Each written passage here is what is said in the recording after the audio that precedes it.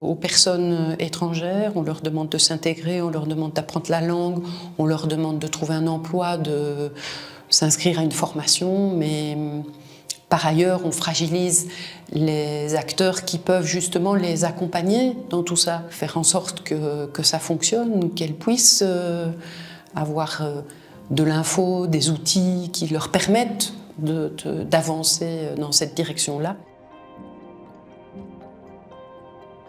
Je dirais quelque chose de très simple, aller à la rencontre de l'autre, essayer de se connaître mieux, de comprendre ce que l'autre vit pour trouver sa place dans la société dans laquelle on est. Nous, on travaille avec des personnes étrangères ou d'origine étrangère. L'idée, c'est de leur donner la parole, qu'elles puissent s'exprimer, qu'elles puissent ensemble construire des savoirs, des témoignages, des analyses sur ce qu'elles vivent, basées sur leur vécu, leurs expériences de vie. On essaye de le faire à travers des médias artistiques, l'écriture, la photographie, les podcasts. Pourquoi ? Pour pouvoir partager ça et pour pouvoir engendrer en fait des débats, des discussions, de susciter cet échange pour que se joue cette connaissance de l'autre. De manière générale et peut-être un peu naïvement, on attendait plus de transparence et plus de reconnaissance, voire plus de stabilité financière, mais notre matière première, ce sont les ressources humaines, donc inévitablement, il faut payer ces gens qui accompagnent les personnes qui viennent ici chez Cap Migrants.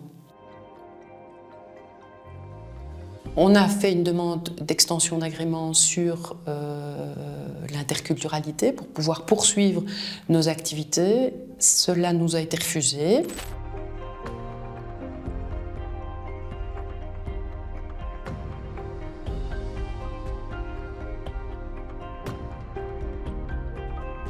Tout ça nous met dans une certaine incertitude.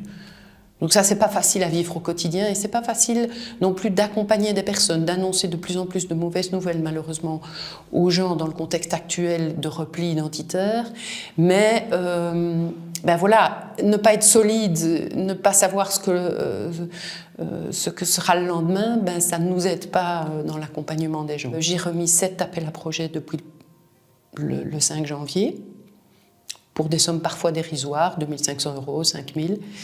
Mais voilà, l'idée c'est d'essayer d'aller grappiller, je vais dire, de quoi tenir cette année 2026 et de voir si le recours qu'on a introduit par rapport à l'interculturalité aboutit éventuellement positivement.